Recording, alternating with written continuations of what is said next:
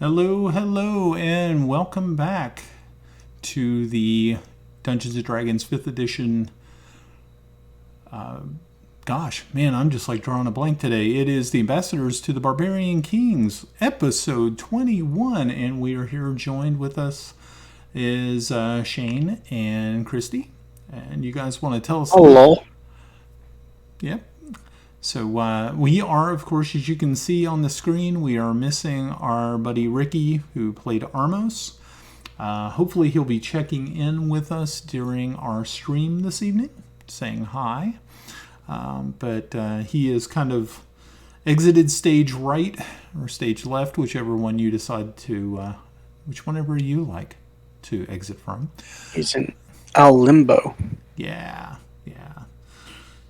So, as usual, we'd like to give a thanks to Anna B. Meyer for her beautiful maps that we will be using this evening. You can see those right in the center of the of our stream.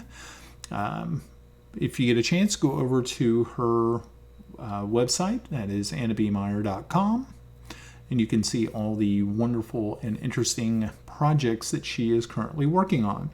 Also visit her Twitch channel if you get a chance. That is Anna B. Meyer. Just look her up.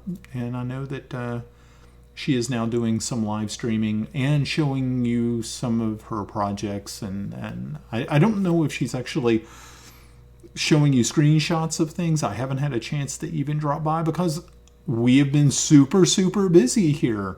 I know that Shane has been extremely active on his site. And hey, it's Ricky in the chat. Hello, Ricky. She stays left and you go. Oh, yeah. So, yeah. So he's been extremely busy over at his stream. And if you hadn't had a chance to take a look at some of our Phasmophobia footage over the last couple of days, you need to drop by and definitely see some of our work. Actually, Apton, let me, or Shane, let me see if there is a way that I can sort of give a shout out to your channel. I think that would be super nice, wouldn't it? Oh, you're such a kind and benevolent DM. I know, man. Aren't I awesome? Let me just see if there is a way to do it because I'm still trying to figure this thing out. Let me see. I think there is one cool way. Oh, shout out a streamer. Yeah, let's do that. Oh, okay, cool. So I guess all I have to do is just type that into the thing. Is it vain if you shout out yourself? You can't give yourself a shout out. Yeah, that's it right there. Yeah, so that should actually, it should actually be something like really nice. I think when I do it, it's different because... Should we give yourself a shout out? Okay, so let's see what it does. Oh, well. It did absolutely nothing, did it? Oh, no, actually it did. Yeah, okay, cool. That's right. So, yeah, make sure you go over there and follow our buddy Shane here. Because he was last playing some Phasmophobia, getting murdered in houses and different locations. So please drop by and watch people get hunted like dogs through strange buildings and enjoy the fun, actually. I thought it was neat. Okay, so would any of you like to give a wrap-up of, it was 2 weeks ago, actually, wasn't it? Because we didn't actually have a real session last week. We just had a fun session. Anybody want to... I can't remember anything. You can't remember everything? Except for, was the Mind Flare last session, or was that the session before? I think that was the last session. I don't think so because you guys were able. Wait, maybe because I thought you all. Oh no. Yeah, then we went to bed. Oh, I see the. Oh, thank you, Ricky, for telling me about that. I had forgot all about that. I got to fix it real quick. Let me see if I can fix that while I'm on the fly here. Maybe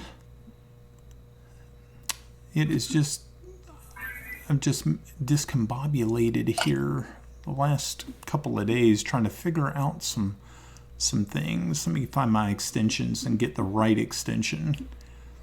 Sorry about this, folks. I know you were expecting a more polished, sort of a more polished thing, but, you know, here I am, you know, being silly. There we go. And let me just clear, and we're going to save the configuration, and we should be, hopefully, it should parse right. If it doesn't, I apologize. We've been trying to put together, there's another group of people who wanted to run a session, and I was trying to get theirs set up, but unfortunately, due to scheduling issues, they could not make it. So I think we only had 3 people show up. What's that? Sounds like every D&D campaign ever. Yeah, pretty much. That is kind of the way it kind of can be. Sometimes you get lucky, sometimes you don't. Okay. Yeah. So, alrighty. So the last time that we were all together, I believe you might be right. It may have actually been the fight at the party, and you had been. Once you had actually defeated the Mind Flayer, you were teleported back to the party at Manclaw Manor. You were immediately cleaned up and put to bed as fast as possible, like you really wanted to be at the party anyway. And the next day, you were scheduled, of course, to leave for the city of Amarillo. And we're going to kind of give some people some idea where Amarillo is. So if you see right here, this is Chindle. Let me make sure I can get my... All right, there's Chindle right there. For those folks who are participating at home. They are going to have to go all the way up this road into the Vespi Forest, all the way to Amarillo. Vespi Forest? Yeah, pretty cool, huh? So it's a pretty long trek, but luckily for our intrepid band of adventurers, they do not have to go it alone. They are actually being escorted by the Royal Guard, and so their trek will be not as fraught with danger as it was in the beginning, where it was like every time they had to that they were beset by either monsters or had to deal with men with carts who turned into revenants, or in Ricky's case, with carts who asked too many questions. Ah, yes, that's right. Men in carts who ask too many questions. So we have that to kind of have to deal with. So that's what they had to deal with before. So now they don't have to deal with those, which is really nice. And this time they don't have to ride in the back of some sort of cart. Or a Conestoga wagon, if you're to be more, holy mackerel, a Conestoga wagon like they did in the American West. Now they actually get a carriage, much more stylish, a little easier to ride in. Maybe not as comfortable to sleep in, but that's why you don't actually usually sleep in them too often. So. Alrighty, so all throughout high school, I slept on a school bus every morning and every ride home. I can sleep anywhere. Yeah. So did I. Yeah, I learned to do that in the Army. You find you can just go to sleep anywhere, in some pretty rough places, but yeah, it can be pretty bad. Alrighty, so as you all wave goodbye to the fine folks at Manclaw Manor, you wave goodbye to Ricky and the children and Alistar and Millicent and Stephen and Carson, your favorite butler. And you start bouncing down the cobblestone roads to the Royal Highway, which will actually take you west. After that, you will probably be on the road for a pretty decent amount of time because you're going to be going from Chendal to this crossroads right here, or this fork in the road, not a crossroad. And from there, you will head on up this way and eventually crossing near Ironstead. So you actually have about let's see, probably you'll get to about here. You'll probably get here pretty late at night. Probably have to set up some sort of encampment. From there, you'll spend another probably day and a half to finally get to Laurelin. And from there, it's not that far to Ironstead. And then, of course, beyond is Amarillo. So you probably have about a 4.5 day journey ahead of you. So everything that you wanted to pack with you, you were able to fit on the buckboard behind at the rear of the coach, or what is it, the carriage, and you start to make your way out of the city. Now, as you're making your way through the city proper, because you were kind of to the south of Chendal, you start seeing that there is more and more activity going on in the city. You see that it looks as though fresh troops have arrived from other countries, because you see flags from other countries other than Furiondi. You're seeing the familiar flag, the green, the flag with a green field and a golden horse on it. You see other flags, some you know, some you don't, but you see columns and columns of soldiers making their way to the north towards the city of Crockport, which is right here. Getting ready to head into, ready to take ships that will actually carry them to the captured, this is the captured city of Islan. So, Furiondi has actually been quite successful thus far, and that's why you also kind of believe that that may be why these terrorist attacks will increase. If you remember the terrorist attack in the city of Bardock, where you were almost faced with, it seemed almost certain annihilation. So we're really, so now you really have to kind of keep an eye on things. Now, where you're heading is Amarillo, which is a capital city of the Vesvi Forest, and you are supposed to have an audience with Queen Zan, the Elven Queen of the Vesvi. If you remember right, you all had a meeting with the diplomatic corps in Chendal, and they asked you to relay some documents. That's where you met Sari, the gnome. And yeah, okay. So, do you guys have any questions before I continue on?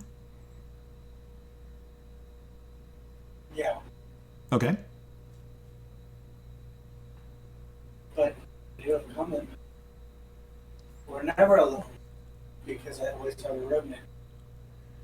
And I'm not really, I can't really understand you. I didn't hear you right, unfortunately. I'm never alone. I always have a revenant with me. That is true. You are being hunted. So that's always the fun part. All right. So, you all start making your way. You have a escort of 4 royal soldiers. You also have 2 drivers. So they can actually take turns driving. So they're actually planning on trying to get you there as fast as possible with as little problems as possible. And so you have to think, you will lose your escort right at the border of near Ironstead. So you have at least 2.5, maybe 3 days with escort. So that's really, really good. All right. So I'm actually going to sort of jet forward a little bit to this section of the map. And by the time you get ready to set foot in this area right here, you start to notice that storm clouds have already started to gather to the north and have started to march their way down. Should have made sure that we got his back. Yeah, I just thought of that. I don't think you did. Oh, I said we should have. Yeah, unfortunately, you did not. And so now, yeah, Ricky went, my box. Oh no. That's terrible. Oh my gosh. So.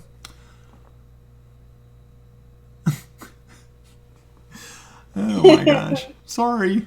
So yeah, so you can actually, as the wagon or the carriage comes to a halt, the soldiers are starting to break out the tents and the oiled tarps. You can hear the rain is starting to beat and the thunder starting to roll in.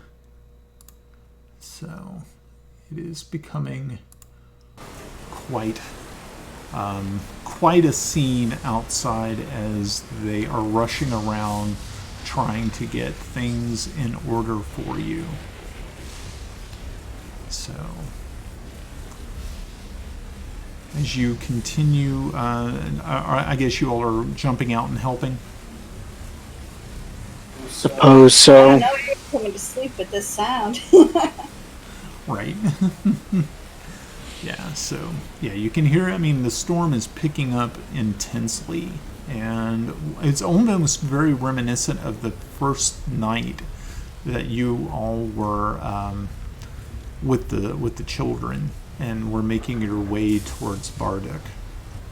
So we have to just hurry up and set up camp then? Yeah, so you guys need to hurry up, set up camp, and start making your way into your tents and trying to get some food and the soldiers are doing the brunt of most of the lifting and all of that. So it's not as though you are alone in your actions, but it takes probably about 20 minutes to get everything covered up, get the horses secured, get the cart secured, and get you all in undercover. And as the storm rages outside, you're sitting there next to a fire with the 2 drivers and the 4 soldiers. And one of the soldiers looks over to you and says, Father Apton, I know that you've been on the road for many, many months. And have you seen storms like this before? Oh, I've seen a few storms like this on our road here. He's like, it's just so strange, especially this time of the year, that we would have storms of this magnitude here. I mean, I know that some of the Teamsters, and he looks over at one of the drivers, who is actually a driver that you had met after you had made it to Bardock, and he had not went through the storm with you. He was the replacement, but the driver he replaced had told him stories, and he had been relaying them, and. So the soldier keeps looking around, and he's said, "So, how long do they usually last?" Well, seems I believe it to be some sort of dark magic, but every time we've dealt with these, they lasted a couple hours and then went away. But I have a feeling the further north we go, the worse they're going to get.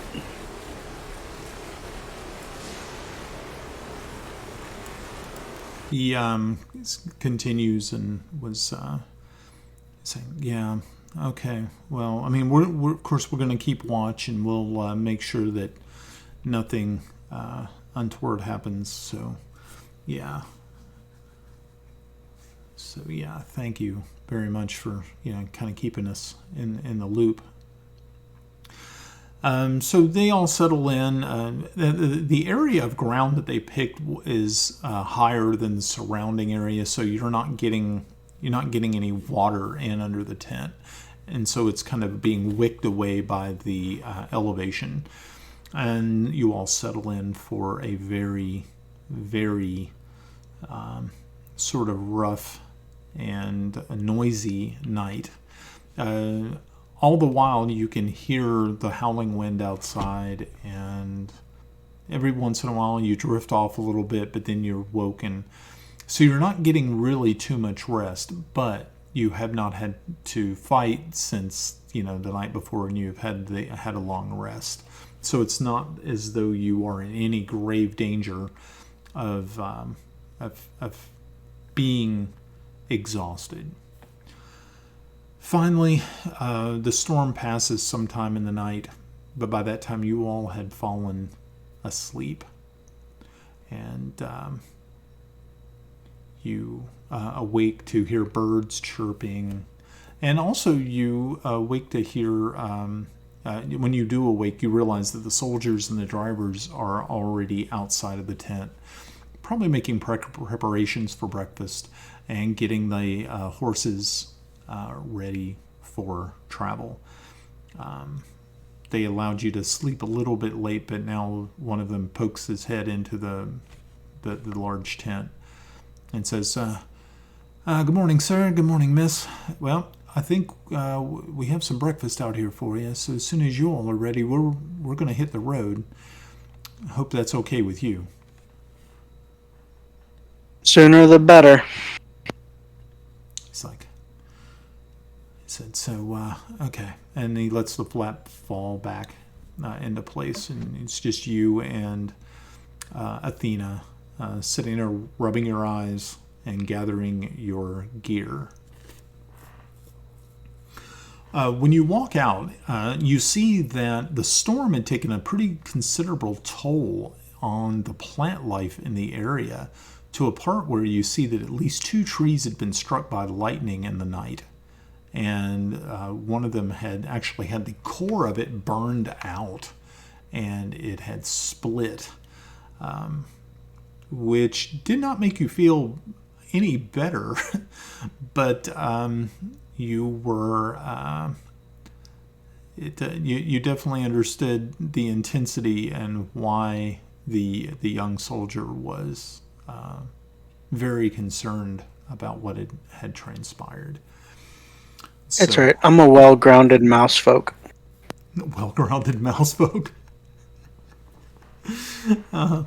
Your yellow and black uniform or outfit, armor. Yeah, that's cool. Well insulated. Well insulated.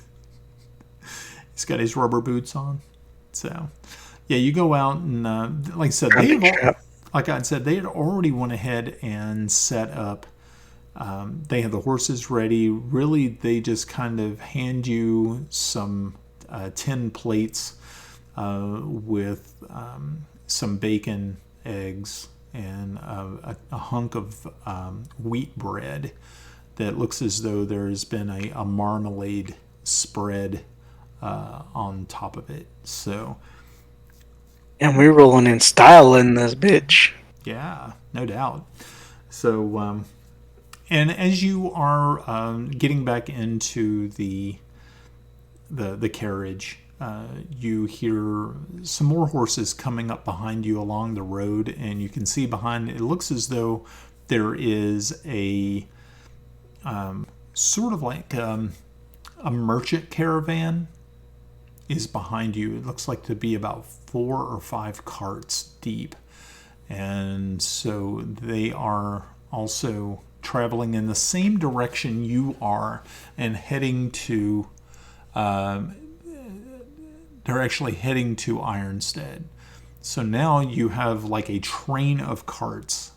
A menagerie, if you will. Yes, led by you and Athena and your soldier escorts.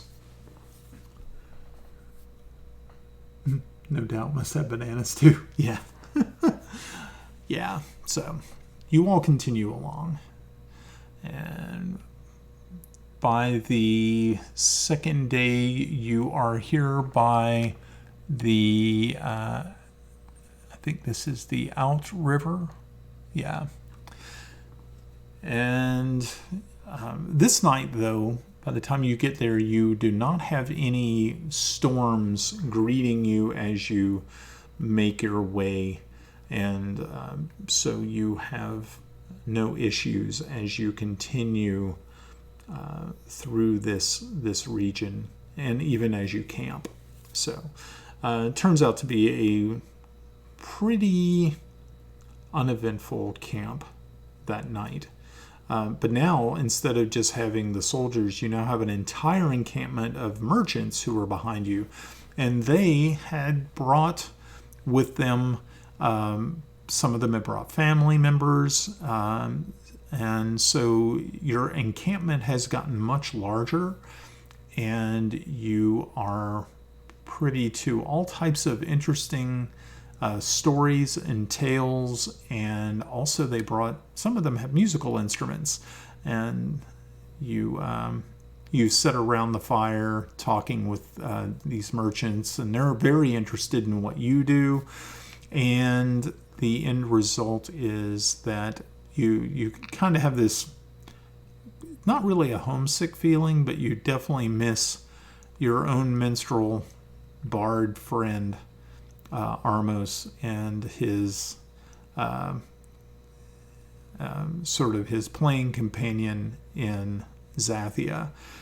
While the people who are playing are good, they're not as good as them, but of course you don't rain on their parade, even though you can hear every once in a while they strike the wrong chord, or they're a little out of tune, or they're a little flat. So you put up with it, chuckle a little inwardly inside, and continue to enjoy your company.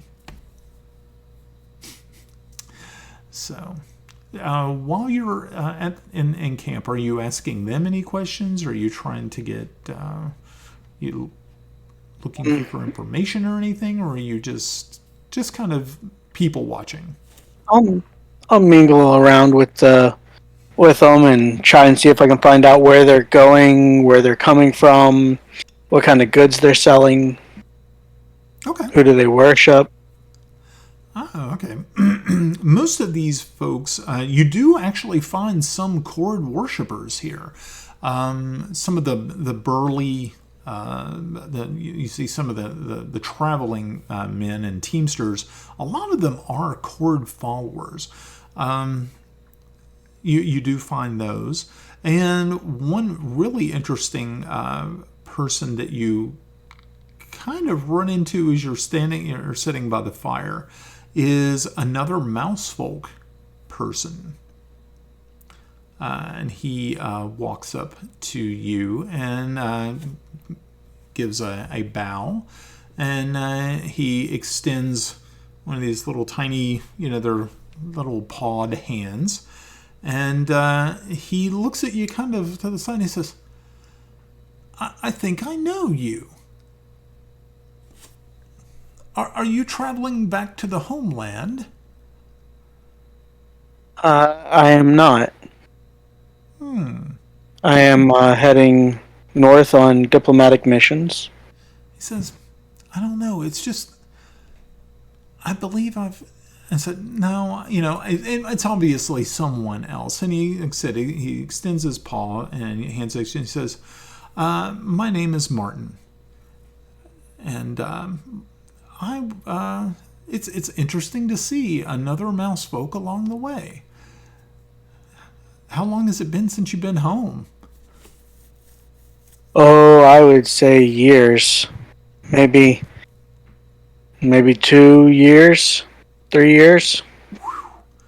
Oh my gosh, I just came south for a year and I can't even imagine being home or not being home in 2 to 3 years. That's insane. And he said, hey, I have something. And he reaches into his sack and he pulls out a little, a flask. And he says, here you go. It's always, maybe this will bring a little touch of home to you. You spin the top on it and you give a sniff. And it smells like the mead that the mouse folk people in the north particularly enjoy, and you're like it just brings back these flood of memories, and you're also kind of remembering it's like, gosh, the Druid hills and the forests of the north where you came from, and you're like, you're going to be so close while you're in the barbarian lands. How easy would it be just to maybe just sneak away to your home? And I will show you on the map where you originally come from so that you will. Okay, so you guys are actually heading up here into the wolf lands. I thought you were trying to tell me it was that far north. I'm like, yeah, I don't think I'm going to just sneak away for a couple hours to go home. We never know. So you guys, actually, Apton, this is your home right here, is in the Bernial Forest. And you actually come from this region right here, right near the Spearbow Tor Druidic Circle. And you have not been home in, like you said, 3 years.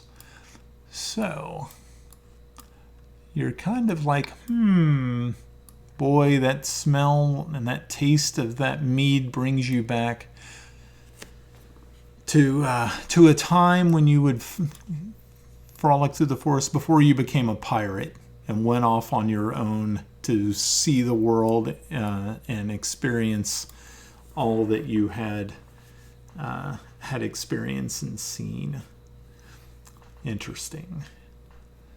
So Martin hands that over to you, and you take a nice drink, and it just warms your belly, and you hand it back to him, and he says, you're really the first of our kind that I've met on the road, probably in about 6 months.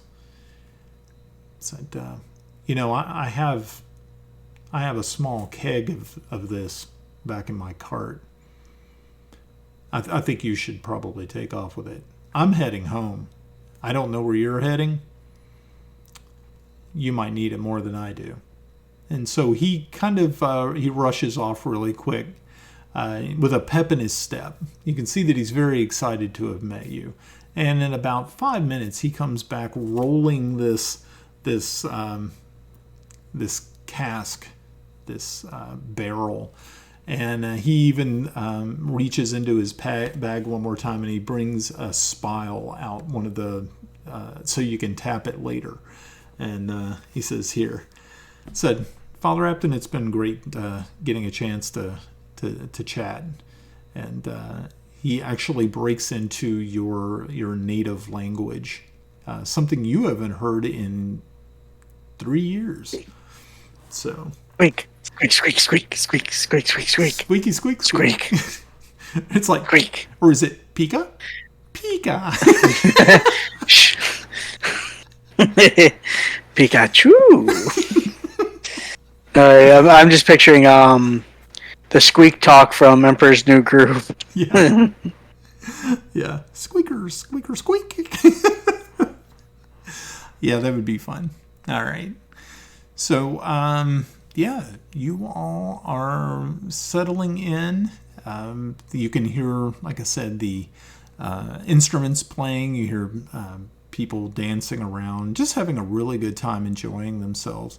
And it's almost kind of it sort of takes away all that pressure that you all have been. It's been kind of building up in you for the last couple of weeks.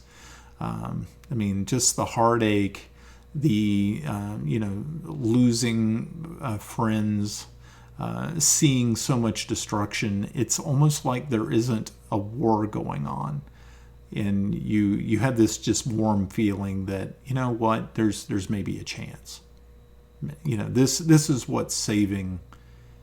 This is what's saving us right here. This is the light that drives back the darkness. And How are you going to ruin this for us, Brian? yeah, it's coming. Suddenly, a gnome runs into the middle of the encampment. Those damn gnomes. No. So, like I said, over the next couple of days and things like that, you're just passing, you're like I said, this is such a massive group of people that you're moving with. Once you make it to Laurelin, though, about half of your convoy here doesn't continue on with you. They actually stay in Laurelin. So you're now looking at your group and maybe 2 or 3 other carts, the ones that are heading on to Ironstead. Now, once you get to Ironstead, it's like late at night. But Ironstead is a huge place. It is a fortress city. So as you all make your way in, you have instructions that there is an inn there, and it's called the Golden Limb. And it's, of course, now you're in a heavily forested, you're in the Vespi. So the trees are very tightly packed. Of course, there are paths and animal trails, but there's also trails that are left by humanoids, primarily the elves of this land. And so you do notice a marked increase in elvish population in this region. And so you make your way to the Golden Limb. And inside, as you walk in, it's, like I said, it's a little bit later, so you don't have the same, you don't have the dinner crowd that you usually would have. This is kind of the late night. You're right on the edge of a festival weekend, so there are more people in town that are normally. And that is why those merchants were with you, because they were bringing goods and wine and food and things up from the south to Ironstead for the festival.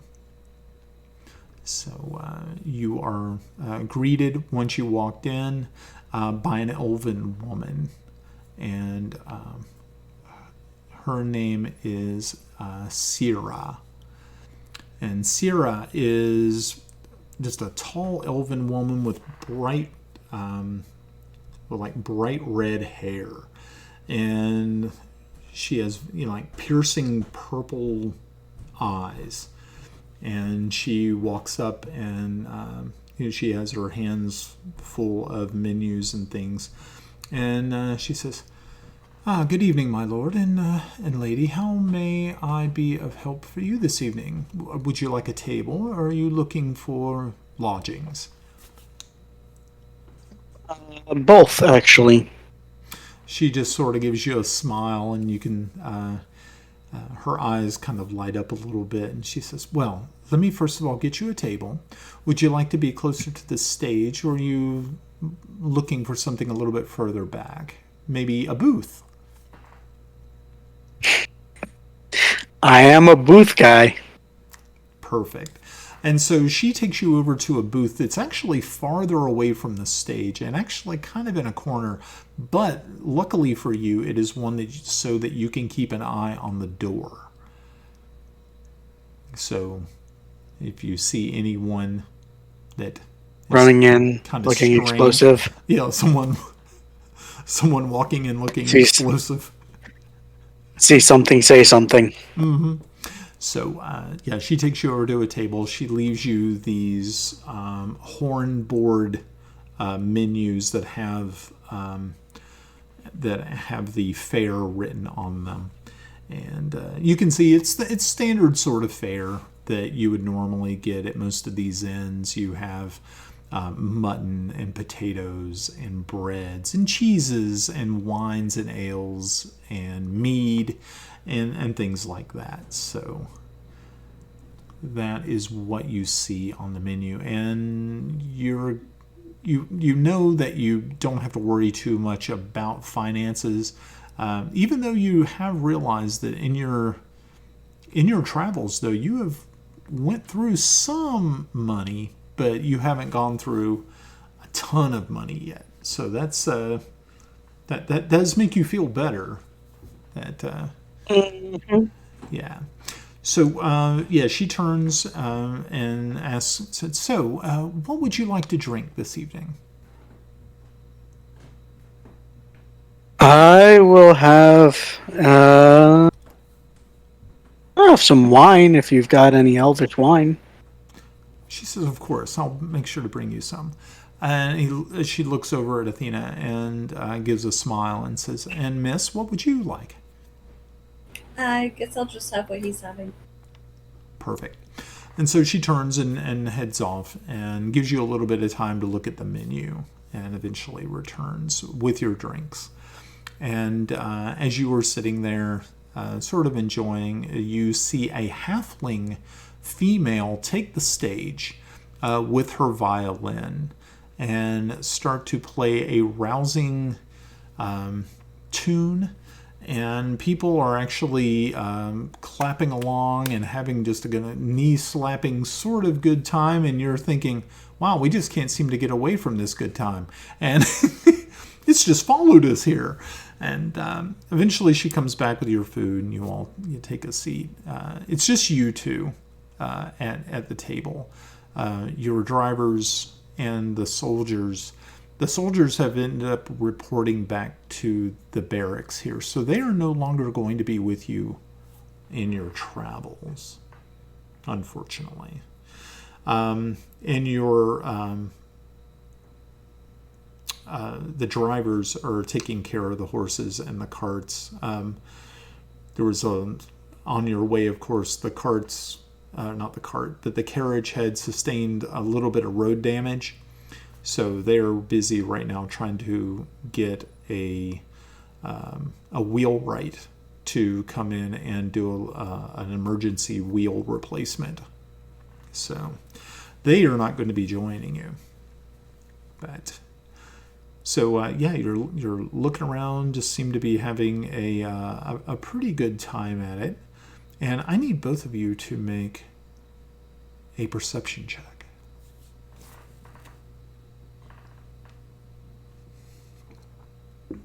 I was writing, what do you call it? Parody to The Devil Went Down to Georgia. Great. Okay, so Athena rolled an 8. Okay, so Apton, you are sitting there as Athena is sitting there feeding herself, blah blah blah, just going crazy because she's a little bit hungry.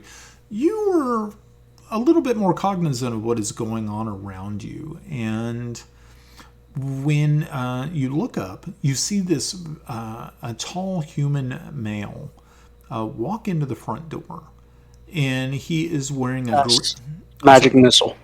Magic right to him. Yeah.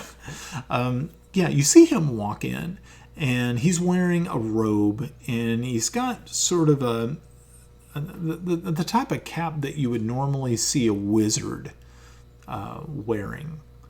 And beside him is something that it brings you immediately, just fear just grips your chest, because what he walks in with is none other than one of those crystal golems. The bomb. Interesting. He talks quickly with Sierra, and she sets him at a table, actually more closer to the stage, and he breaks out his pipe and packs it with some weed and starts to you get a better look at him. He's actually got a very long beard, and the little crystal golem that is with him just sort of stands next to him, but does not take a seat.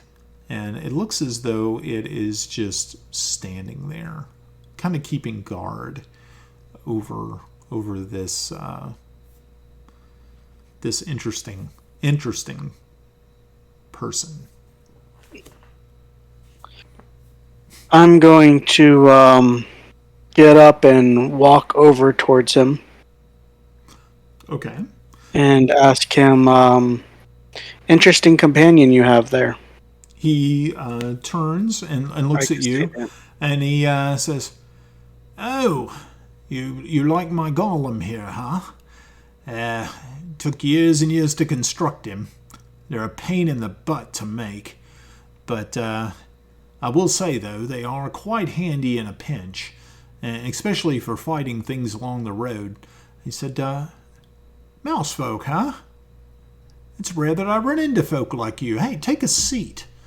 And so he kicks over a chair real quick. And so what are you going to do? Going to take a seat with this guy? Or? Yep. He says, "What's your name there, mate?" I am Apton.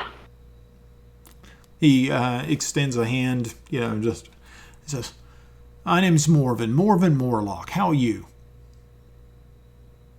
Well, I'll be much better once I ask you a few questions. Oh, cool. So what is it that you need?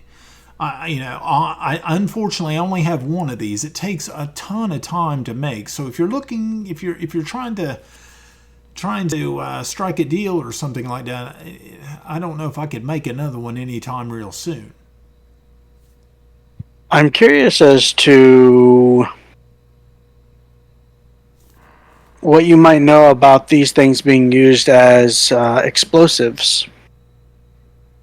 He looks at you kind of like, "Oh, I don't know anything about that. I know that there's definitely ways that you could turn these things into, I guess, a sort of a living bomb, but I don't use it for that purpose and things of that nature." I said, I think mostly what you would just need are maybe some explosive runes inside of it during the construction phase.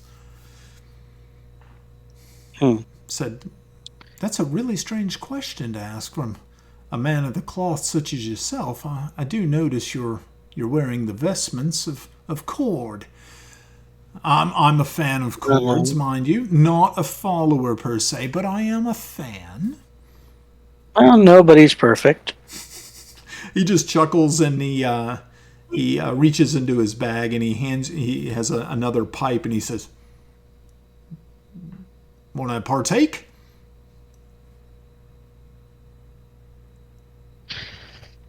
I suppose I can take a puff. Alrighty, so he packs the bowl Is really this all the good. drugs I was going to be offered with that they told me in high school that never happened? That's right. That's what happened. Yeah.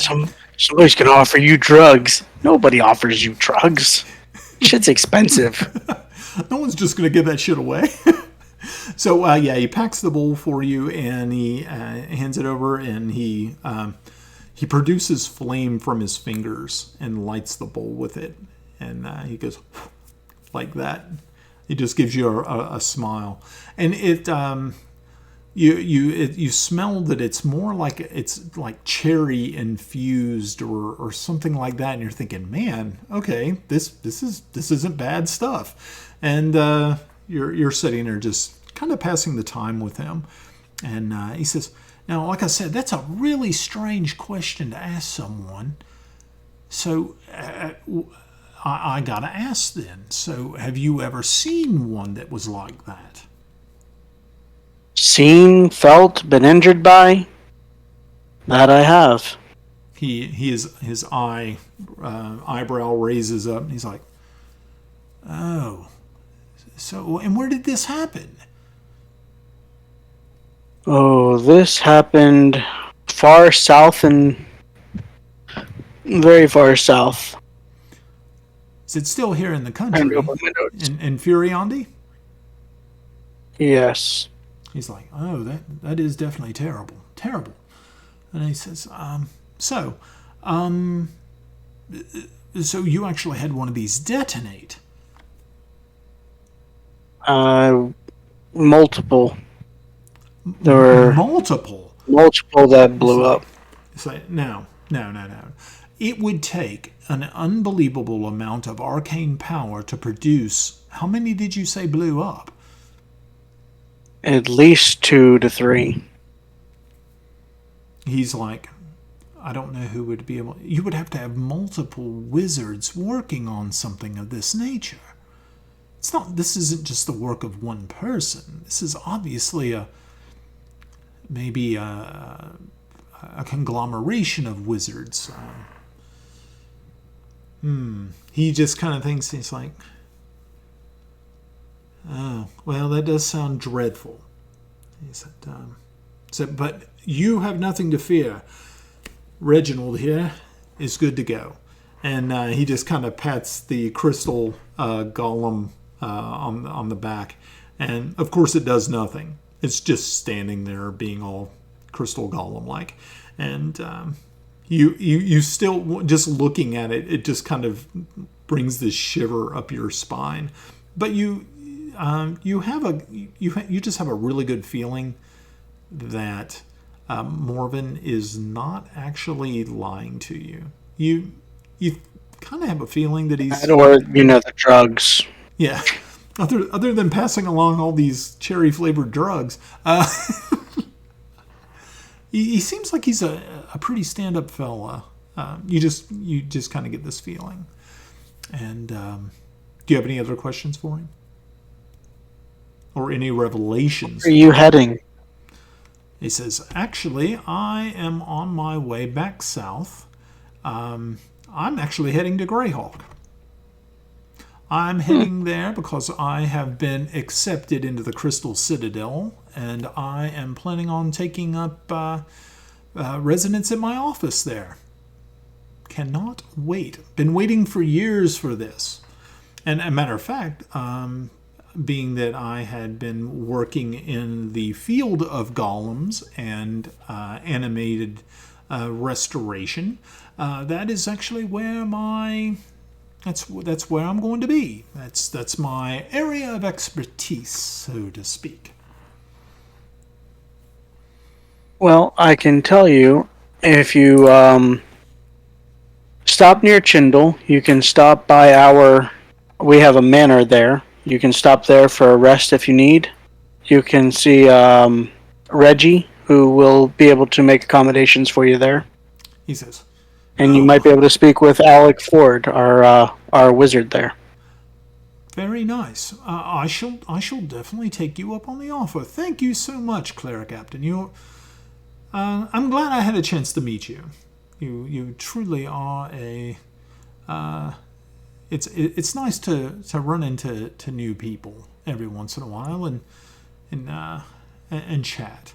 Said, so if you're ever in Greyhawk again, make sure you drop by the Citadel and come see me. Hopefully, you can I can be of service and help you further down the road. I'm glad you stopped by to inquire about Reginald here, and you can just, like I said, it's just really a hunk of animated crystal, like just an animated crystalline structure. You can already see inside it. You can actually see clean through this thing. It's and you do not detect any sort of malignant boom juice. boom juice inside. So you feel better about it. So are you returning back to your table? Yes, I will tap out his pipe and hand it back to him, and He go and sit back down with yeah, Athena. yeah, he thanks you, and you get up and you head back over to the table, so you can share that knowledge and information with Athena, who was sitting there with her hand on her sword the entire time, waiting to throw the table over to use as a giant shield. And she was kind of stressed.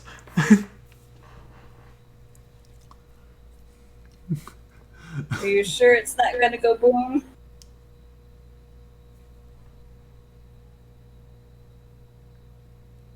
So, yeah. I said, are you sure it's not gonna go boom? If it's gonna go boom, it would have gone boom already. Yeah, because he's already been there for a while, and most likely you're thinking that if he was the deliverer of such a device, he would probably not put himself in such harm's way, because I mean it is literally right next to him, and it would shred him. So, and again, you're able to sort of convince Athena that he seems like an all right guy. And you let her know, of the pains that it takes to go through to make one of these creatures, and to see more than one anywhere is a complete aberration. Speaking of, I will be working on trying to build my golem from the book that I picked up. Okay, you're gonna build a golem. Okay. Yeah. Cool. Alrighty. So, yeah, it's that's interesting. I'm glad that you decided to do that. So, you all finally are able to get shown to rooms. Of course, being that this is a festival weekend, prices are a little bit higher than the norm, but a gold piece each isn't too bad for just one night, and it doesn't really strain your financial abilities too badly.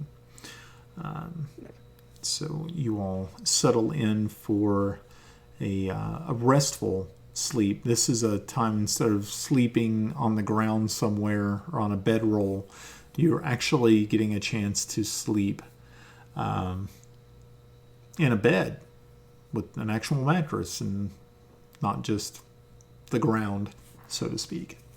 All right. So, was there anything else you wanted to do in Ironstead?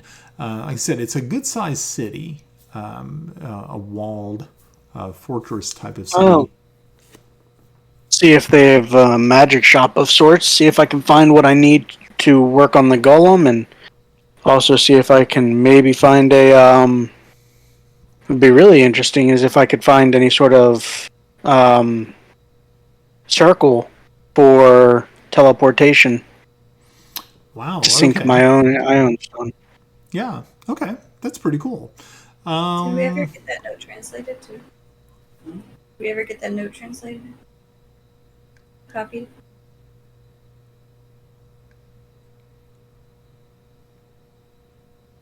I'm going to assume not. No. No, not yet. Was that the one that you found in the book? Yeah. Yeah. No. Because I think it was in Gnomish. And none of you all speak Gnomish. If I remember right. So, so you spend a little bit of time afterwards kind of looking around. And you do find, as a part of the fortress here, a tower. That you believe that probably a wizard of some renown may or may not reside. Like I said, it's later. I mean, or unless you wanted to wait till the morning to find to see. Probably wait for the morning Okay. because I'm assuming it's a little late, and with it being a festival, I'm sure most places are trying to get out of there and have fun and party and beads and Mardi Gras. Right. Exactly. So, you go ahead and make your way out. And Holy shit! what's wrong? You okay? I just looked at how much it costs to make a golem. Golems are expensive. Yes, they are. And also depending on what you're making it out of. Well, I guess there's a book. The book that I got, you have to tell me what kind of golem it can be. Okay. So it's like 1 to 5 is clay, 6 to 17 is flesh, 18 is iron, 19 to 20 is stone. Okay.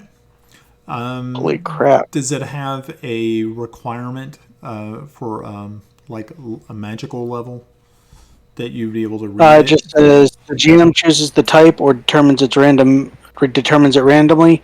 To decipher and use the menu, you must be a spellcaster with at least 5th level spell slot. So I can't even read this. Yeah, you can't even read it yet. It's gonna be at least a little while before you can actually sit down and read it. Yeah, and once you can, then we'll roll. Can I do a knowledge arcana to make sure I know that I'm not able to read this yet? Because if I try to read this and I can't, I take 66 psychic damage. Holy shit! Okay, but you have to make a save. No, a creature can't use a manual of golems and attempts to read it takes 66 psychic damage. Oh, so I'd like to hope that maybe I just know that I can't. Go ahead and roll that.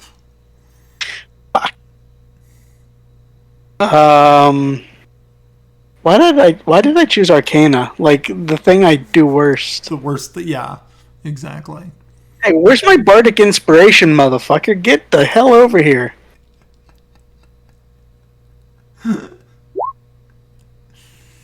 Ew. Yeah, it's a 13. Ew. Did it have a DC on that you needed to make? No, it just says no. I was making that up as a. Can I think I know this? Is this like knowledge information that I would know that golems need to be made by a 5th spell holding ability person? Well, with the 13, I was more looking at for a 15. So I would say that probably... Do you want to roll the damage? That would probably not make it. I'll let you roll your own damage. I don't want to roll this damage. What the hell is wrong with you? Okay, I will roll it for you. Okay, so... I don't trust these dice. So what was the damage? 66. If you max out damage, I die, just so you're aware. As you're sitting there at the dinner table, sitting across from Athena, you break out this golem manual and you start to crack it open. Okay, so let's see what this does. So you said 66? Mm-hmm. God have mercy. Oh, Lord, here we go. Okay, so... That hurt. It hurt. Okay, so Athena, you're sitting across from Apton, and he reaches into his satchel and he brings out this musty old leather-bound tome, and he cracks it open because he's so excited that he was able to look at this wizard with this golem, and he was like, you know what, that's what I want to really, really try to. I want to build one of those, sort of something similar to that. And he opens up the book and he starts to read it, and all of a sudden he grabs his head like this and goes, ah, ah, ah, and slams up against the back of the booth. And the book magically shuts. And you see, like, he has a nosebleed that just starts, like, trickling out of one of his nostrils. And you're like, what the And now the room goes quiet as everybody looks around at Apton, who is still kind of like, his eyes are like this. And he's got this, like, trickle of blood coming out of his nose. The music was garbage. I'm gonna grab a napkin and hand it to him. Okay, so in your sort of in this blinding pain that just went through your skull, you're finally able to shake it off, but you feel absolutely drained. And so 18 points of damage. How bad was that? Was that at like half? Just over half. Just over half. Holy mackerel. So yeah, I mean, that had a pretty profound effect on him as he slumps into the booth a little further.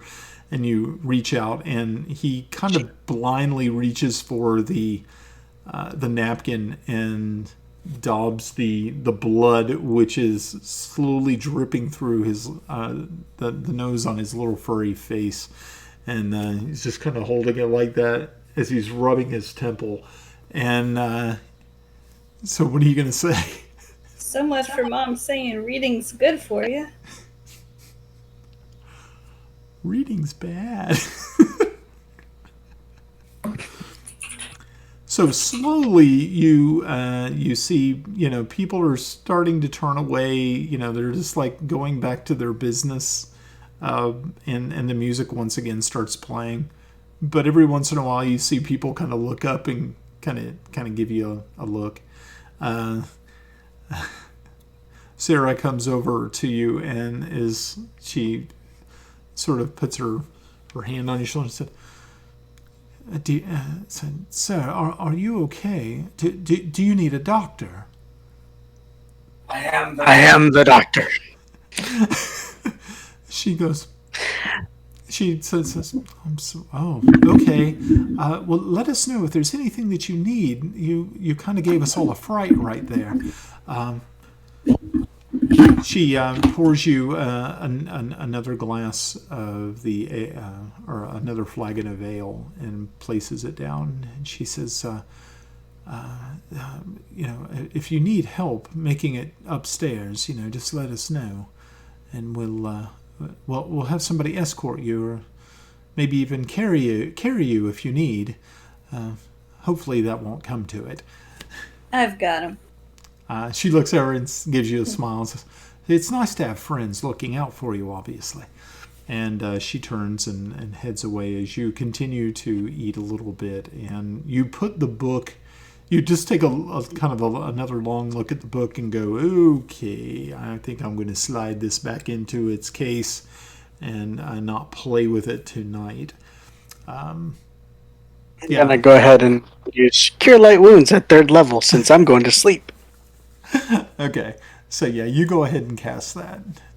Find out how much you...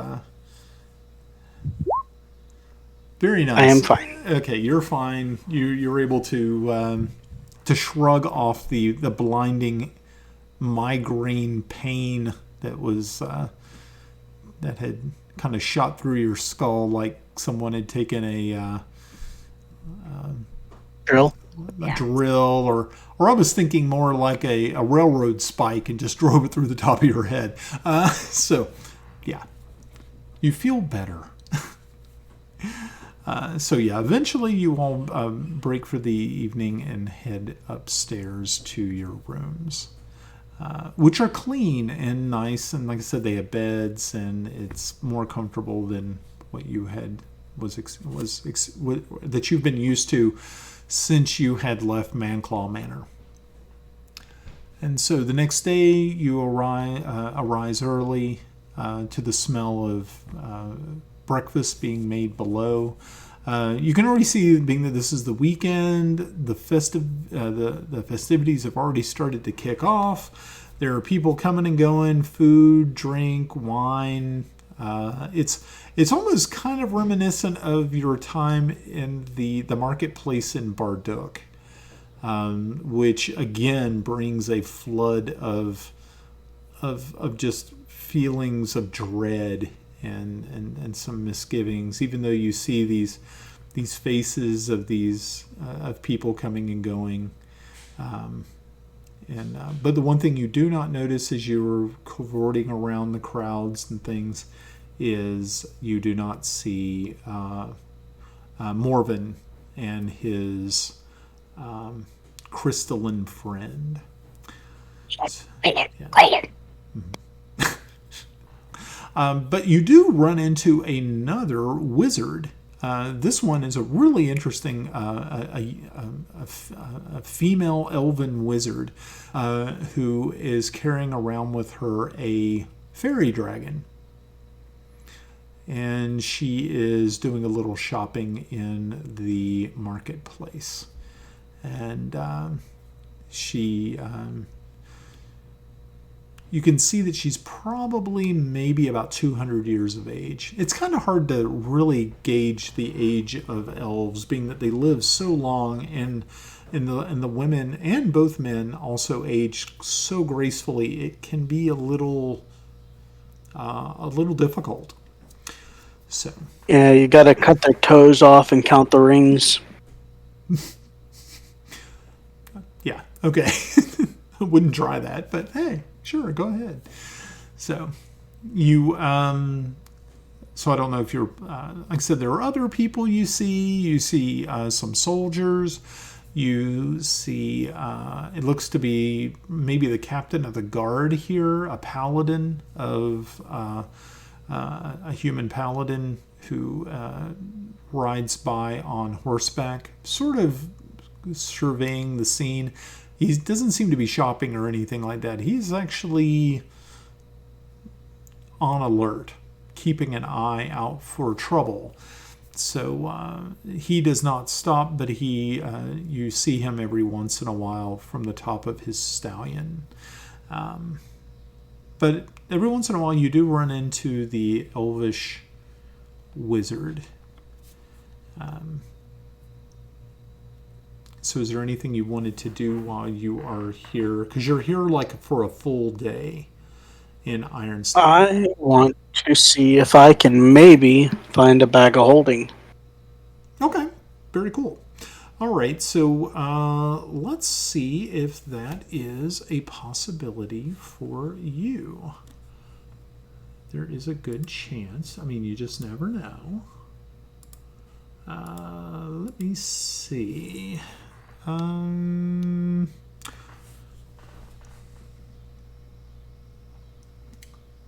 was very, very fortunate to have... Let's see if I can find it now.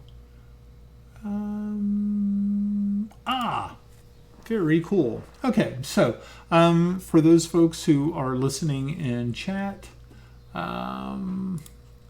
I'd like to give kind of a really quick shout out to I believe it's Beyond the Circle, D&D, and she was able to turn me onto a thing called Magic Shop Generator. It's a website. You may want to try it out. It's really, really neat. I will be happy to put it in.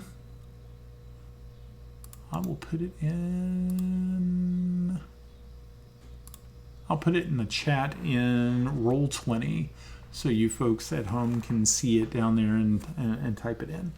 And so let's find us a magic shop for you guys to go shopping in. Okay. All right. So, I kind of want to see if there's any magic great swords too. magic greatswords? Yes. Magic So that I don't greatswords that are... Yes. So have a little bit more of a powerful magical weapon. Okay. The thing you like never use. Okay, so let's... Can't use it because I need it magical. Okay, Otherwise, so very I would cool. have. Alrighty, so you run into a really, really interesting... it's actually a traveling magic shop. A group of mages who have hit the road and are selling their wares. And so they do have a couple of different items, but unfortunately they do not have any bags of holding. But they do have a really, really nice great axe that kind of catches your eye, Athena. But you're a little apprehensive at the price, because they are asking 4,030 gold pieces for it. But it is That's insane. But it is absolutely beautiful. They also have some other items. They have some half plate armor. This is one that also is really interesting to you, Apton, but the price is just unbelievable. And you're kind of wondering if they're trying to fleece people. But they have a periapt of wound closure, but they're asking 5,000 gold pieces for it. It's just insane. They do have some scrolls. Who has that kind of money? Rich folk. We are definitely not rich. Yeah. So do they have anything for like 50 gold or less that's magical? Let's see. They do have some things. They have stuff that's like 120 gold. They're like scrolls. You have a scroll of bless, but that's something that Apton already knows, I believe, offhand. Is that one of your 0 level spells or first level spells? If I had it. I had it, it would be. Oh, you don't have it? No. Oh. Okay, well, they do have a scroll of bless for 120 gold pieces. They have a scroll of entangle for 120. And they also have a scroll of Longstrider for 120. How much they got for these hands? Let's see. They have a scroll of Arms of Hadar, which is interesting. I should probably click on that and see what that's all about. What is that? It's not telling me. Can you believe it? May have to look that up. Sounds interesting. You invoke the power of Hadar. Dark Hunger. Tendrils of dark energy erupt from you and batter all creatures within 10 feet of you. Each creature in that area must make a strength saving throw. On a failed save, the target takes 2d6 more product damage and can't take reactions until its next. Nice. It's not bad. It's kind of interesting. But that's what they're selling at this this one booth. No, Yes. no moon-touched sword. What is it? Moon-touched sword. Moon touch sword? No, unfortunately, they don't have anything like that. But I mean, you're sitting there looking at, or you're standing there looking at that sword, and you're thinking, "Holy mackerel! This thing it's absolutely beautiful." And you can tell just by the look of it, it is razor sharp. To cut something with it, it would probably probably end it pretty quickly. But that 4,000 gold piece price is just, you're not really too sure. And do you guys actually know how much gold you actually have on you? We have in the group monies 1,084 plus 50 platinum, so 15, around 1,600. Yeah, you don't have a lot, but you. I've only got 158 personally. This is Right. And I think as far as the gold for the trip, I think you started with right around $5,000.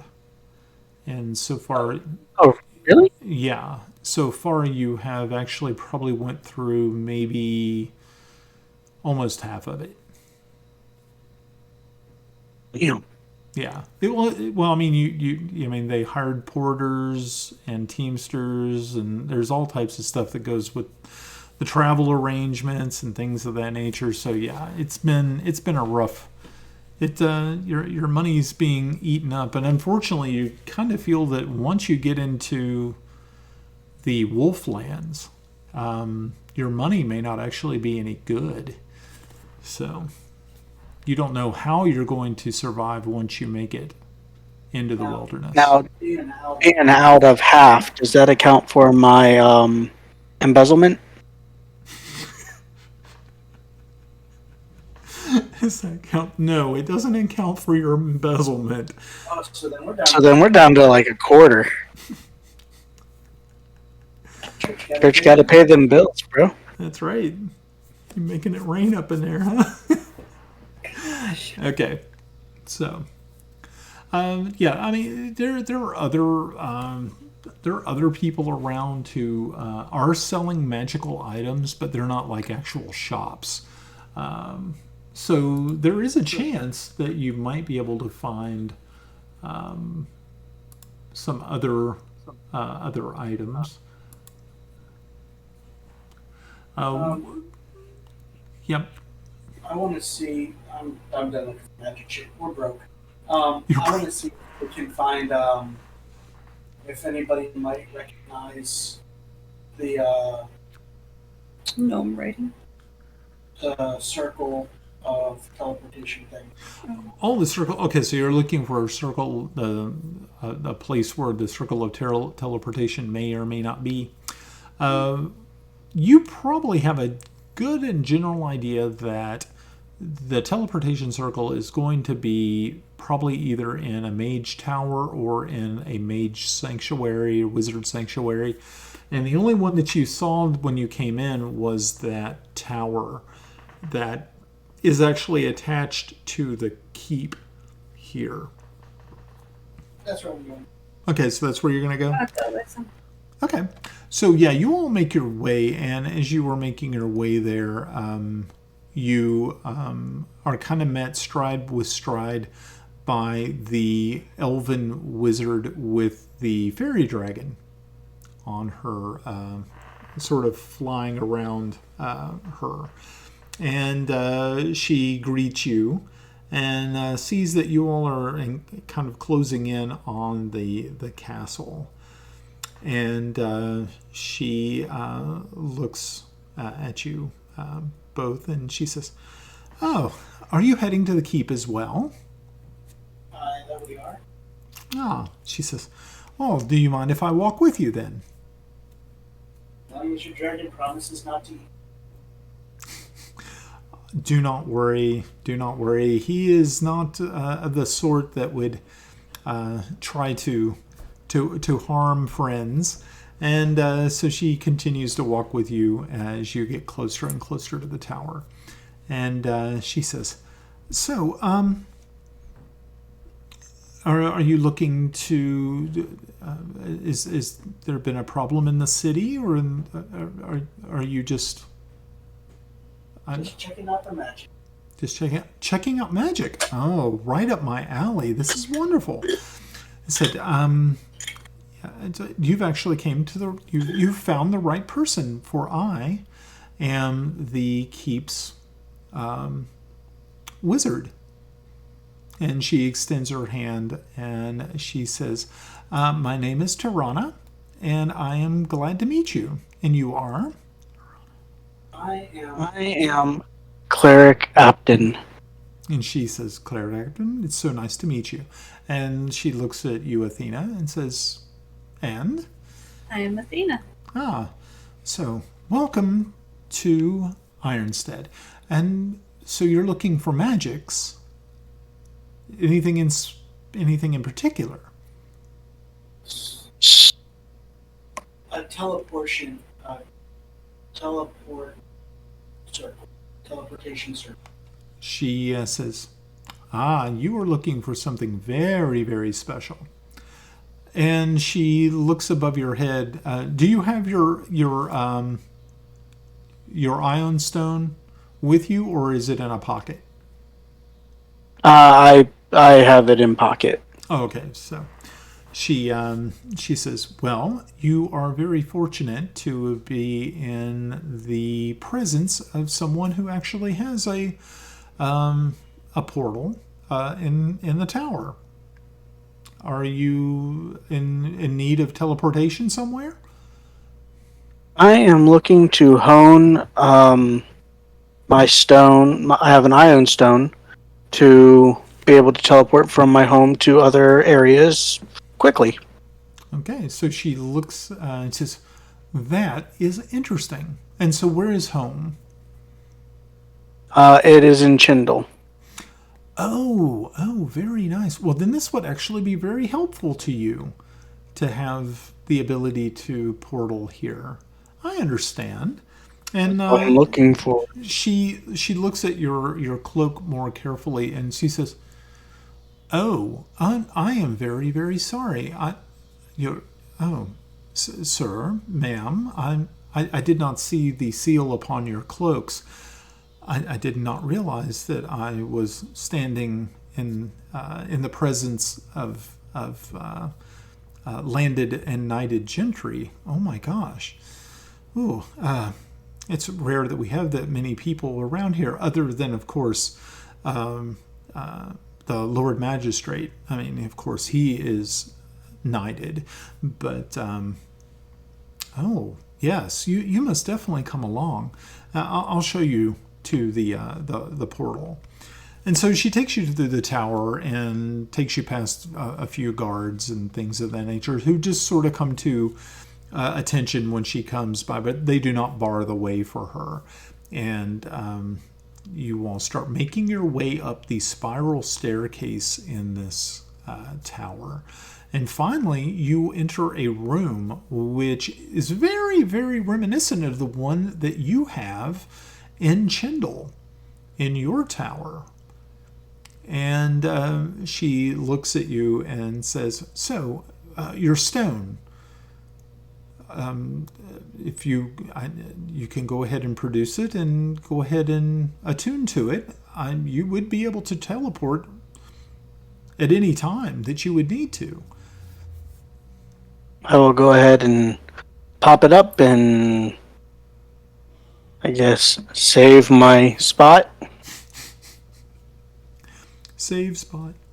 And yeah, so after a couple of minutes, you see that the ion stone brightens significantly and then dims back down, noting that it has attuned to the this teleportation circle.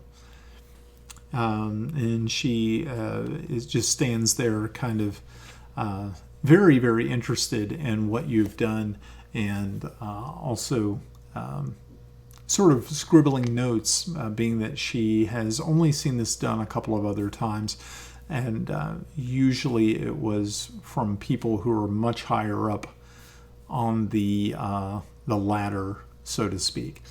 And so she says, "It is very, very strange that you would come here. I mean, you, from what I gather by the crests that you wear, it's not that you are like royalty. how is it that you come by all these wonderful magical, this iron stone that you have?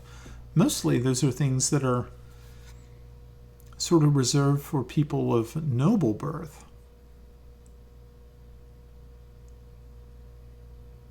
They were a gift, I guess you could say, that came with the lands that we acquired. Oh, how fortunate you are. Oh my gosh, that's wonderful. And so she says, well, if there's anything else that you need, please feel free to ask. And she starts to lead you out of the circle room. She says, now, if you're planning on coming back out here on your own, you will definitely need some sort of pass or a token. And so she reaches into a pouch at her belt and she hands you a silver medallion. And she says, if you show this medallion to the guards at the bottom, they will allow you to pass. It's just kind of like I look at the token and I look at my emblem, noting me as a sir, and it's just like, which one holds more priority? She looks and says, well, they may or may not let you pass with just your cloak, but this one will definitely allow you to get into the tower and the grounds beyond. Well, I greatly appreciate the help that you have provided. So she bows and she says, I'm glad that I could be of help. And so she escorts you back down to the ground level and out back into the streets beyond. Okay, so is there anything else you wanted to do while you were in Ironstead? It's the roasted nuts. Okay. It's the festival. Okay. So yeah, like I said, you have like the entire day here, so you can actually partake in the festival, or you can do other things depending on, it's really kind of depending on what you want to do. You can do them. Unfortunately, you don't have a lot of money, but Well, whose fault is that? Not letting us search the mind flayer. Is there a Temple of Cord? Yeah. You need to save that as one of those freaking stickers. ooh, yeah, I could. It's a little crying, pouty face. Oh.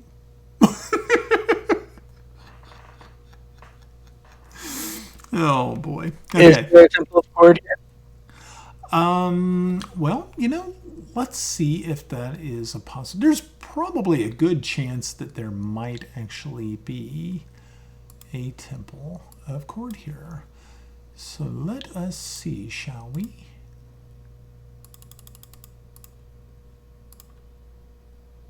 Unfortunately, there is not. There is a shrine, but there is not an actual temple.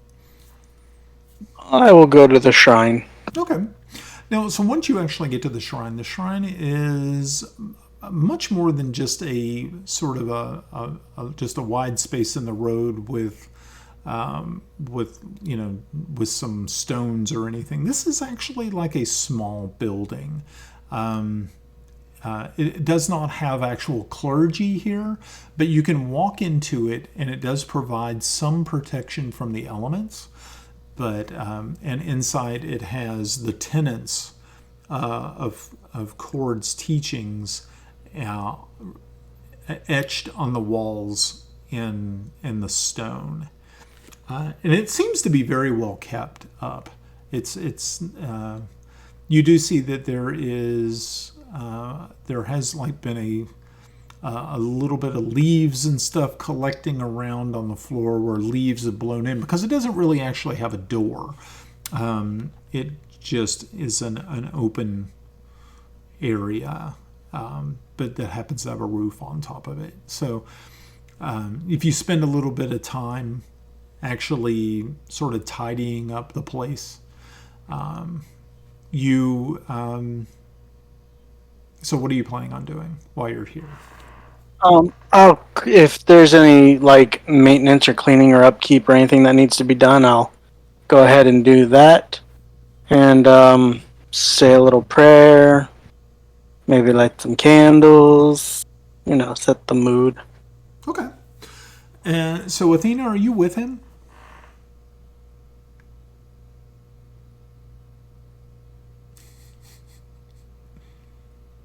I'd probably like walk with him, but like let him kind of go do his own thing. Okay. So you kind of wait outside, just kind of Yeah. looking around and stuff of that nature. Okay, that's cool. So, Apton, as you were sitting in there, you're cleaning up and getting things moved around, and you take and there's like a small altar area, and you fall to your knees and you raise up your voice to chord. And as you're doing so, you feel that there is like a warmth spreading through your body. And you've had this feeling before, but it just seems so much more kind of intense. And you're thinking, wait a minute, you almost have a fear that maybe something that happened the night before with the manual of golems might have actually done something terrible to you. Thankful now. But I need you to make a perception check. Let's see if I roll so good. Beep. Oh, oh, oh. That almost rolled to a 3. It sat there for a second, then clicked over to the 17. Nice. Nice. Okay, cool. So as you get to your feet, kind of shrugging off this strange feeling that you have, your hand falls to your weapon at your side, and you notice that it is glowing a bright gold color. And just as you notice it, the color fades. And it looks the same, but there's something about your weapon that has changed. But you're not sure what it is. It looks the same, but then again, you have a feeling that there's something about it that's not normal. Or maybe it is normal. But there has something definitely has changed. So you're not really too sure what has changed, but you feel that something has occurred. My mace. He did something to my mace. Mm-hmm. Well, I guess I'll have to find out next time I get to whip that bad boy out. Right. Okay, so you've, like I said, you get to your feet. You kind of take a look at the work that you've done. You look at your mace kind of apprehensively, and then you start to make your way out of the temple or the shrine. And as you do, Athena, I need you to make a perception check. Be perceptive. Be perceptive.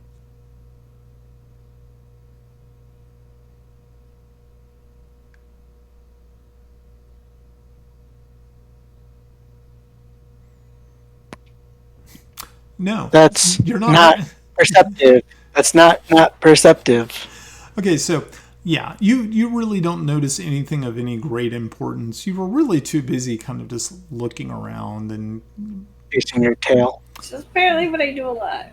yeah. So unfortunately, yeah, you didn't really seem to catch notice. I'm very of any. unperceptive for being a shifter. Oh my gosh, that's okay. So, anywhere else that you're planning on going while you're here in Ironstead? What time's it looking like? Let's see. By the time that you get done with all of that, it's around noon.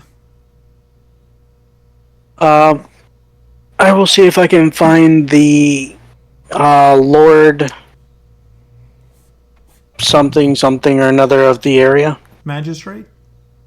Yeah, that one. Yeah, that's probably what you gather, that paladin that is on horseback. And the last time you saw him, he was down in the merchant or the market area. I will see if I can go find him and see how everything's going up this way and see if he's heard anything about the storms rolling through or any of that jazz. Okay. So yeah, you take a little bit of time to go into the back to the marketplace because you were kind of on the outskirts of the city itself. You weren't outside the gates, but you were kind of outside of that area, that market area, to find the Cord shrine. So now you make your way back in, and you easily locate this man. He's kind of an imposing figure, standing up on top of his, or sitting on top of his horse, and so you are there doing all of that. And he so how are you going to approach him? I will call out, my lord, may I speak with you? He looks down from his horse to you, and you get this feeling. I mean, it's just this towering presence. And he looks down and notices the insignia on your cloaks, and he dismounts and he walks over. And you can also see he is wearing also the similar cloak in its style with the same insignia on it. And he says, "Well met, and welcome to Ironstead." He said, "How may I help you?" I was just wondering if you guys have had any issues with any sort of storms rolling through or weird phenomenon. Phenomenon. He says, "Well, yes, of course. We've had some very troubling weather coming through here the last 2 months. But I've also heard from other travelers that this is not a strange occurrence any longer. It seems to be happening all over the country."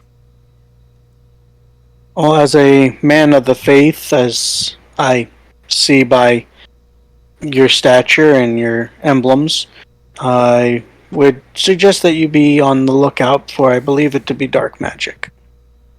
He says, "I also felt that same way. I'm glad that I had someone of your character confirm my suspicions." And he says, "But you're new here, are you not? I've never seen you before." Yes, we are passing through. We are emissaries of the kings. Oh, okay, very good. Diplomatic corps, I guess. Yes, sir. Which more and more feels like it is becoming front linesmen. He says that does seem to be the situation sometimes. You end up, you think you have a nice cushy job, and then you end up having to pull your sword or dagger or mace out and have to defend yourself. Yeah, they don't tell you that part of the job. They always just kind of gloss over that and cover that up. He says, "Yes, no, I understand where you're coming from." And he says, he reaches down a mailed hand and to shake yours, and he says, "Yes, I'm Sir Valorius Moores. Welcome to Ironstead." Thank you. And while we will be passing through, we will be moving further north into the Wolflands. Would you like us to carry anything for you, or? He says, "No, there's nothing I really need to carry to the north, but he says if you would though, maybe just kind of keep your eye out. and maybe also take note of more of those storms. If you see more of those further to the north, we've heard reports that they do not actually happen in the Vespi. So I'm thinking, as you were saying, that dark magic, maybe just localized or just affecting the allies who are trying to quell the warlike barbarians to the north. Yeah, if you don't mind, sort of just keep note, and if you happen to be back through Ironstead, let me know. I would definitely like to try to keep track of this. I have a feeling that it is localized. We are being targeted. What was his name again? His name is Valorius Moores. Sir. Valorius Moores. I almost wrote Valorius S'mores. S'mores? Yeah. S'mores with not so much graham crackers and chocolate. Very marshmallowy. Very marshmallowy. So, yeah. So that's all he really has to add. All right. In which case, I will probably head back towards the inn. Okay. The Golden Lamb. And actually, I'll probably walk through the festival a little bit and look around. Okay. So yeah, as you all make your way back towards the inn, you head into the festival proper, and it's a very what you would kind of consider just a festival of this nature, but you can see that mostly this is while you've heard of this festival, it's usually primarily an Elvish festival. But being that Ironstead is in Elven lands, you definitely see that this is more. It's probably more prevalent here. Sort of like if you were going to New Orleans for Mardi Gras, it's definitely that type of regional. It's a regional thing. You wouldn't see this in Greyhawk, so. Which is more cosmopolitan, and you have a lot more diversity. Here, primarily, you have elves, humans. You haven't seen any dwarves, or you've only seen the one halfling, and you have not seen any gnomes. So you're kind of thinking that, like I said, this is a primarily elvish settlement. But no, they have... of course, music and food and archery contests, more or less feats of skill that have a lot to do with magic and also dexterity. Well, I will try to play one of those games. Okay. All right. Very good. So you look around, like I said, there are games where you have to. They have. It's kind of like a what is it called? An obstacle course. And as this obstacle course, you have to run along these beams, and all the while there are like these big old sandbags that are flying around and stuff like that. And the worst part is they have people standing on the sides who are trying to direct these bags at the people who are trying to run the gauntlet of this. So you have to really be able to be very dexterous, being able to dodge and weave. And there is at least 6 opponents that you would have to try to get through as they are throwing these bags. So you would have to make dexterity saves, and you would have to make at least 6 of them, and you would have to beat at least a 13 on every one. Because the people... Yeah, no, it's not like that game. But here's the really cool thing. If you make it all the way through, you can win 500 gold pieces. So far, there haven't been too many takers. And How much does it cost? How much does it cost to enter? Just a measly 10 gold pieces. I thought you say 500 gold pieces. Anything for strength? You don't really see a lot of strength games. You see like the ones where you like ring a bell or something like that. Or if you can, they have one where they have a pallet that has like skids on it, and it's piled with these blocks, and you have to. You see how far you can drag it in a race against other people. There's like 4 other ones, and that also costs about it costs 10 gold pieces to enter, and the prize is 200 gold pieces.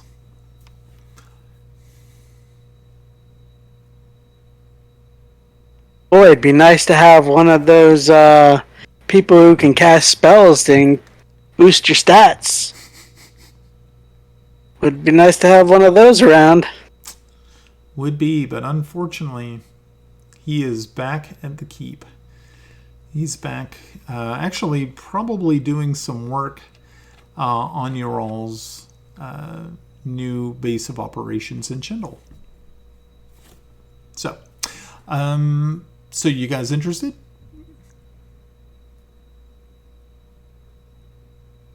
I think you're muted. Yeah. Hold on there, good sir. I got a question for you. What happens if... So I have to just walk this obstacle course and not get hit? You just have to run it. Walking it would probably be detrimental. Well, depending on if somebody were to have a spell like Sanctuary cast upon them, a warded creature within range against attack. Until the spell ends, any creature who targets the warded creature with an attack or a harmful spell must first make a wisdom savings throw. On a failed save, the creature must choose a new target or lose the attack. Okay. So, is that primarily a ranged attack or is that a melee attack? It just says any attack. Any attack. Wow. Okay, cool. Well, it doesn't protect you from area of effect, such as explosions of a fireball. Okay, well, yeah. Sure. If you're casting fireball with sandbags, Brian, you're just trying to sandbag me anyways. Yeah. No. But unfortunately, they already have a sign up saying that no magical enhancements can be used to... This game. I don't want to play this game. Oh, you sure you do. And the nice thing is that when you get hit with a sandbag, it knocks you into the water hazard. You've been watching too much of that Bonanza Asian game where the guys speak all. I can't remember the name of it. So nobody wants to partake in the sandbags of doom. What's your dexterity? What was it? 14 plus 2. Mine's 16 plus 3. I guess I'll give it a try, I guess. Oh, okay. Very, very cool. Now, I've also been making very sucky throws, so I wouldn't trust me. Okay. Now, I also think in 5th edition you have... did you ever get inspiration or anything that you have holding on to?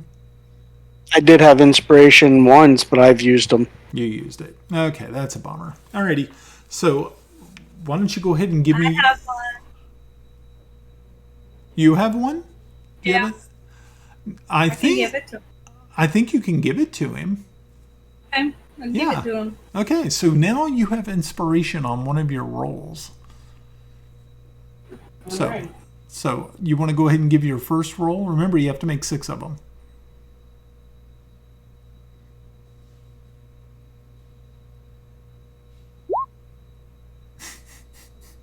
Do you want to use your inspiration?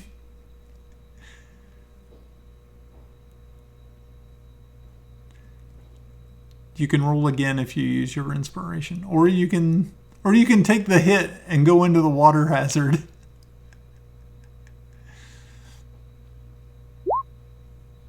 Ooh, 13. Very nice. Okay, so you made the first one. All right. Now, unfortunately, though,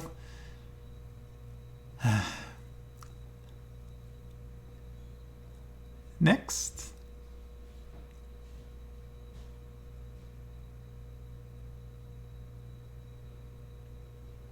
Here we go, folks. Nope. Into the water I go.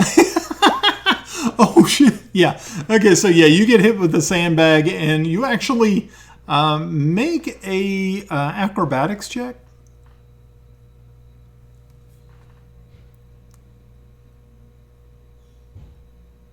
18. 18. Oh, great. Okay, so what you did is you saw the bag coming and you knew you couldn't get out of the way. So you actually grabbed the bag and ride it out and ride it back. And you make another acrobatics check.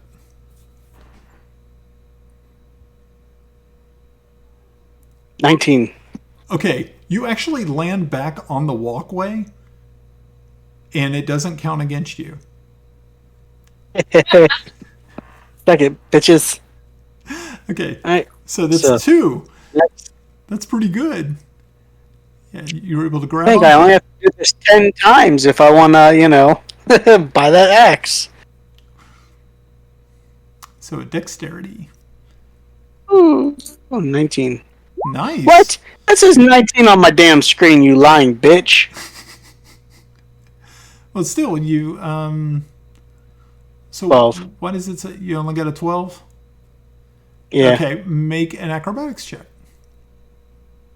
The dice rolled to the side of my screen, and it was like 3/4 of the way on 19, but I guess the edge of my monitor stopped it from rolling. Get the fuck out of here. Damn monitor. Ooh, not 20. Okay, so you grab, again. once again, you grab the bag and you roll it back. But being that you rolled a natural 20, you don't have to roll to see if you land. You automatically land. So you've done 3 of them. You only got 3 to go. Nice. Do I have anything I could be using to help with this? This turned into some bullshit. Alright, next. Nope, not that one. Okay. So make another acrobatics to see if you can roll with it. It's pissed I am all on top of the So acrobatics. you're like, whee! Okay, so make another acrobatics to make sure that you land properly. Because that one wasn't a natural 20. It was It was almost. a 19. 15. Damn, that is sweet. Yeah, so you plant right back on the beam. So you've done 4 of them. And people are now watching and cheering you. They're like really super excited. And you can like hear the group is like, go, go, go, go. That's go. 4, right? Yeah. All right. So Oh, boy. you got 2 more to go. That's a 15.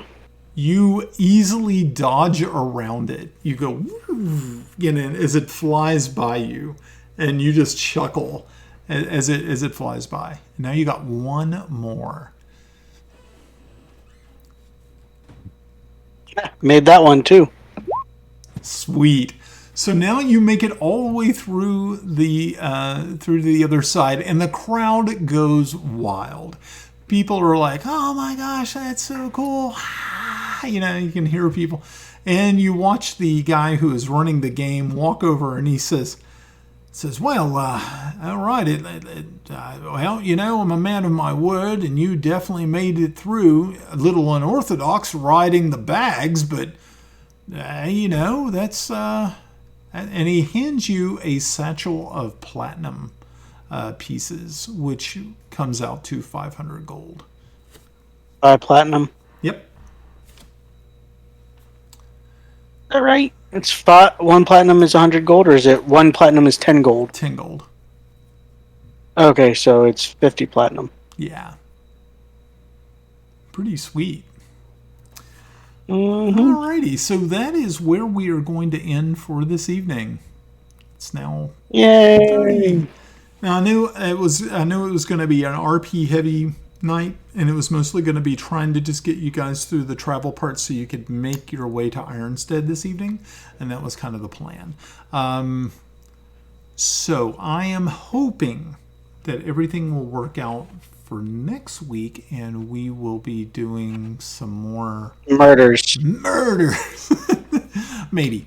I'd like to thank everybody in chat for dropping by this evening. I noticed we had a pretty strong showing at the beginning, and I know people don't have a chance to stick it out for the entire time, but make sure to catch us on our reruns, because I will be setting up reruns for this episode.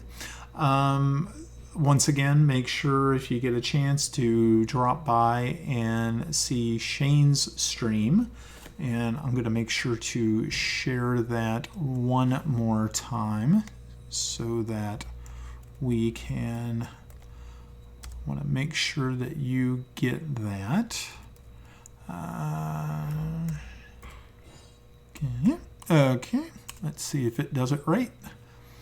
Yeah. Hey, I got a double shout out. Yeah. So make sure that you, your shout out, want to make sure you guys got it. Check him out and see what he's doing. I know that he does a lot of Magic the Gathering. He does some Phasmophobia. Is there anything else you stream, Shane? We were doing Payday 2 recently, me and Ricky.